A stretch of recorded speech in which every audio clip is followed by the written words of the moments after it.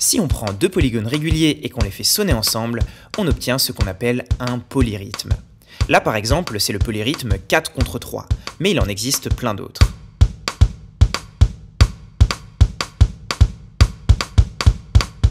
La polyrythmie, c'est intéressant parce que ça permet de produire un résultat musical complexe à partir de rythmes simples.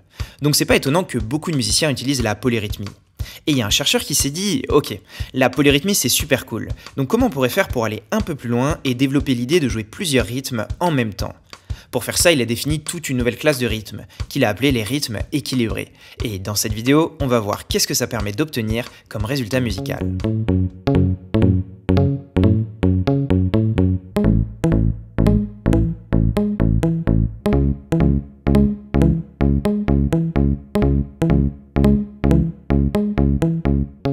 Le chercheur qu'on a évoqué dans l'introduction s'appelle Andrew Mine, et on va parler de lui tout au long de cette vidéo. C'est un chercheur australien, et c'est lui qui a inventé le concept de rythme équilibré. Alors qu'est-ce que c'est qu'un rythme équilibré? Si on représente un rythme dans un cercle, on obtient un polygone. Les rythmes les plus simples sont des polygones réguliers, c'est-à-dire même côté et mêmes angles, alors que les autres rythmes ont des formes plus complexes.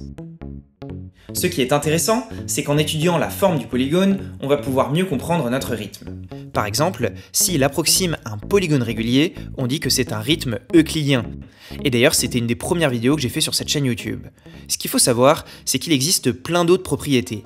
Et aujourd'hui, on va se focaliser sur le centre du polygone, parce que Andrew Mine a défini un rythme équilibré lorsque le centre du polygone coïncide avec le centre du cercle. Par exemple, ça c'est pas un rythme équilibré, et ça non plus. Alors, première question, est-ce qu'il existe des rythmes équilibrés? La réponse c'est oui, il suffit de prendre un polygone régulier pour obtenir un rythme équilibré.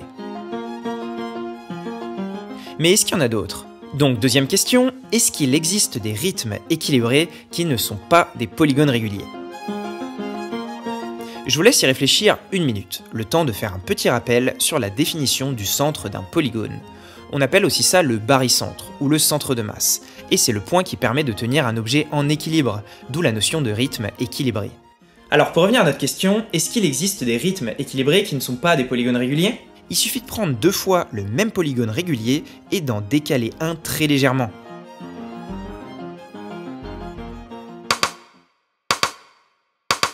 Mais ce rythme-là est périodique, ce qui fait qu'il n'est pas non plus super intéressant. Donc, troisième question, est-ce qu'il existe des rythmes équilibrés qui ne sont pas périodiques? En fait, au lieu de prendre deux fois le même polygone régulier, on peut en combiner deux différents. Et en faisant ça, on obtient un rythme qui n'est pas périodique.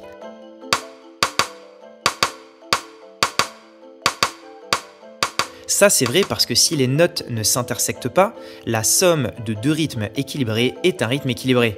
Et on ne veut pas d'intersection parce qu'une note peut être jouée qu'une seule fois. Ce qu'on vient de faire là, c'est une première généralisation de la polyrythmie, parce que maintenant on autorise les polygones à faire des rotations dans le cercle, et ça permet de générer plein de nouveaux rythmes.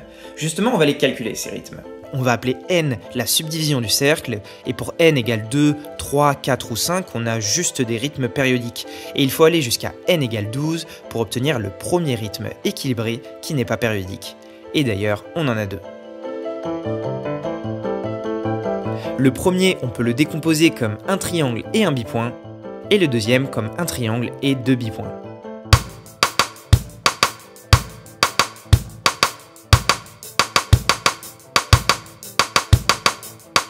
En plus, ces deux rythmes sont complémentaires, parce que c'est assez facile de prouver que le complémentaire d'un rythme équilibré est équilibré. Ensuite, pour n égale 13, 14, 15, 16 et 17, les rythmes équilibrés sont périodiques. Et c'est à n égale 18 qu'on retrouve des rythmes équilibrés non périodiques. Alors là, il y a plusieurs questions. Pourquoi n égale 12 et n égale 18? Et pourquoi pas les autres? Quel va être le prochain n avec des rythmes équilibrés non périodiques? Et surtout, si jusque-là on a vu qu'un rythme équilibré pouvait être décomposé comme une somme de polygones réguliers, est-ce que c'est toujours vrai? Autrement dit, quatrième question fondamentale, est-ce qu'il existe des rythmes équilibrés qui ne sont pas une somme de polygones réguliers?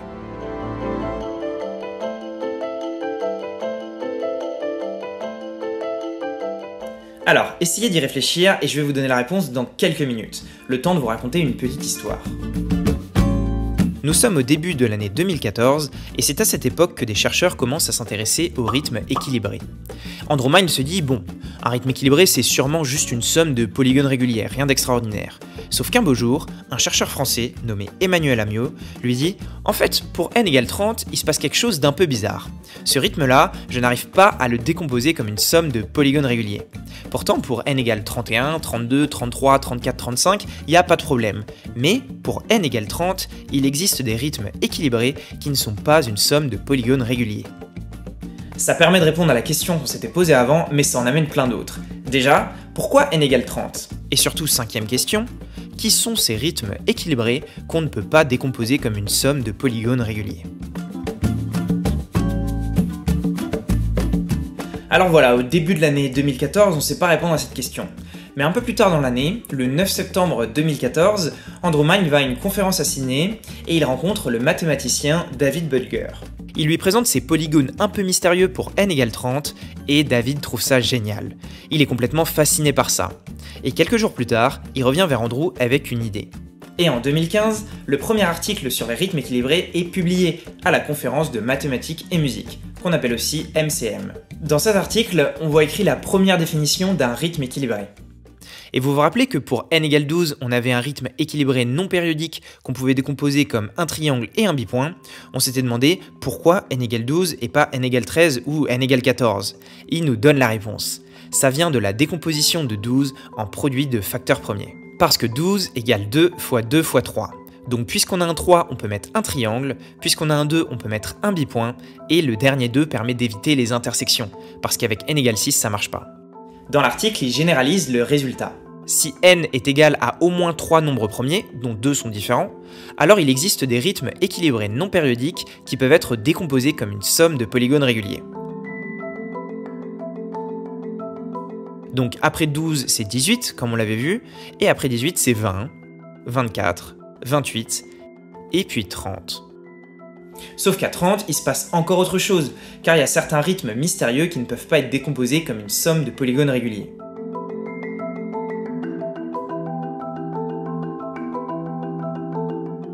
Et à la fin de l'article, ils disent « On a une idée. On va revenir avec un théorème et une preuve pour expliquer ce qui se passe à n égale 30, et même pour expliquer tous les rythmes équilibrés. » Et 3 ans plus tard, en 2018, il publie un nouvel article dans le Journal of Mathematics and Music, avec en particulier un théorème qui permet de résoudre le problème et de caractériser tous les rythmes équilibrés. Et voici le théorème. Un rythme équilibré est une somme positive ou négative de polygones réguliers. Laissez-moi vous expliquer. Par exemple, pour n égale 30, on peut placer un pentagone, et aussi un triangle, qu'on met à l'envers. Et en faisant ça, on remarque que le bipoint est aussi présent. Et du coup, si on l'enlève, qu'est-ce qui se passe ? Notre rythme sera toujours équilibré, et ça sera maintenant une somme positive et négative de polygones réguliers. Ce qu'ils ont prouvé dans l'article, c'est que ce raisonnement est vrai pour tous les rythmes équilibrés. On pourra toujours les décomposer comme une somme positive ou négative de polygones réguliers. Et moi je trouve ça super beau comme résultat. C'est simple et ça permet de mieux comprendre ces rythmes-là. Et d'ailleurs, est-ce que vous comprenez pourquoi le premier rythme équilibré à somme négative apparaît à n égale 30 ? Parce qu'il faut au moins 3 polygones réguliers, donc 3 nombres premiers différents. Et 30 est le premier nombre qui s'écrit comme un produit de 3 nombres premiers différents, avec 30 égale 2 fois 3 fois 5. Si on reprend notre exemple, grâce au 5 on peut mettre un pentagone, grâce au 3 un triangle, et avec le 2 on peut enlever un bipoint. On peut aussi faire d'autres combinaisons, comme ajouter un pentagone, 2 triangles et enlever 2 bipoints, mais au total, sans compter les complémentaires, il n'y a que 6 rythmes équilibrés à somme négative pour n égale 30.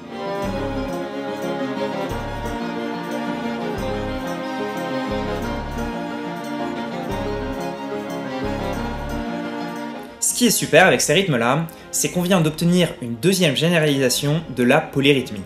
En plus d'autoriser les rotations, on autorise maintenant des soustractions, c'est-à-dire qu'on entend certains polygones réguliers à travers les silences. Ce qu'il faut bien comprendre, c'est que c'est une nouvelle manière de faire de la polyrythmie. On garde l'idée de base, qui est de jouer des polygones réguliers, sauf qu'on s'autorise à modifier le point de départ et surtout à jouer des rythmes négativement. Alors une question que certains doivent se poser, c'est à quoi ça sert de faire tout un théorème sur les rythmes équilibrés? C'est vrai ça, on aurait pu les calculer avec un ordinateur, pas besoin de savoir qu'on a des sommes positives et négatives. Déjà si, c'est important de comprendre qu'on a des rythmes équilibrés non périodiques d'un côté à somme positive, avec n égale 12 ou n égale 18, et de l'autre à somme négative, avec n égale 30. Mais surtout, ce théorème sert à trouver ces rythmes équilibrés. Parce que si on raisonne bêtement et qu'on calcule juste le centre de tous les rythmes, ça va marcher quand n est petit, par exemple pour n égale 8, 9 ou 10. Mais quand on veut faire ça pour n égale 32, il y a beaucoup de calculs à faire. Et pour n égale 64, c'est encore pire. Sauf que 32 c'est 2 puissance 5, et 64 c'est 2 puissance 6. On a juste des 2, donc le théorème nous dit que les rythmes équilibrés vont être composés uniquement de bipoints. Par conséquent, la première moitié du rythme sera toujours égale à la seconde moitié, et du coup il n'existe pas de rythme équilibré non périodique.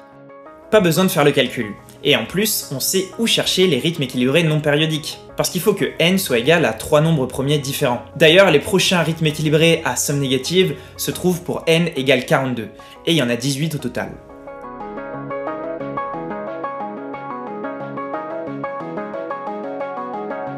Alors maintenant, on va appliquer ce qu'on a vu dans cette vidéo à la musique, parce que c'est quand même ce qui nous intéresse. Pour faire ça, on va utiliser un logiciel qui permet de générer uniquement des rythmes équilibrés. Donc on peut utiliser des polygones réguliers, et ce qui fait qu'il est assez original, c'est qu'on peut aussi utiliser certains rythmes équilibrés à somme négative, les 6 rythmes pour n égale 30 et les 18 rythmes pour n égale 42. En plus, on peut aussi faire des rotations, car le résultat sera toujours un rythme équilibré. Mais on ne peut pas faire tout ce qu'on veut. Par exemple, on ne peut pas utiliser ces rythmes-là, car ce ne sont pas des rythmes équilibrés. Donc ce logiciel permet de généraliser le concept de la polyrythmie de deux façons. Au lieu de faire uniquement une somme de polygones réguliers, on peut en plus faire des rotations et utiliser des rythmes équilibrés à somme négative. Donc c'est parti, premier exemple, les rotations de rythme. Ici, chaque polygone sera associé à une note. On commence par un polygone régulier à 7 côtés. Et on ajoute un triangle. Ça, c'est de la polyrythmie classique, avec un 7 contre 3. Et en faisant une petite rotation du triangle, on sait que le rythme sera toujours équilibré. On peut faire pareil avec un second triangle, dans l'autre sens. Et quand on fait ça, on voit une mélodie émerger comme par magie. Je trouve ça génial, ça ouvre plein de possibilités. Par exemple, on peut juste changer la valeur des notes, et la mélodie évolue.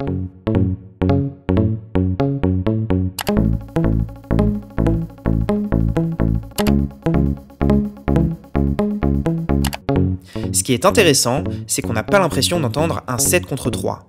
Pourtant, si j'enlève le polygone à 7 côtés, la mélodie est complètement différente, ce qui montre que les polygones à 7 et 3 côtés sont fondamentaux pour créer cette mélodie. Et évidemment, on peut faire la même chose avec plein d'autres nombres. Mais surtout, au lieu d'utiliser des polygones réguliers, on peut utiliser des rythmes équilibrés à somme négative.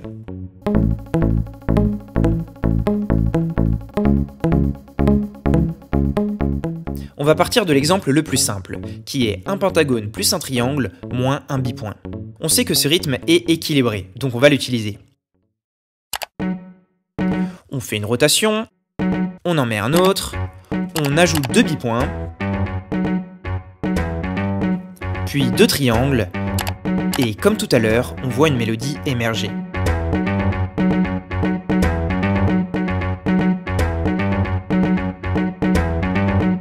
Là, tous les rythmes sont équilibrés, donc le résultat final l'est aussi. Utiliser des polygones à somme négative, ça permet donc d'avoir plus de choix pour créer de la musique avec des rythmes équilibrés.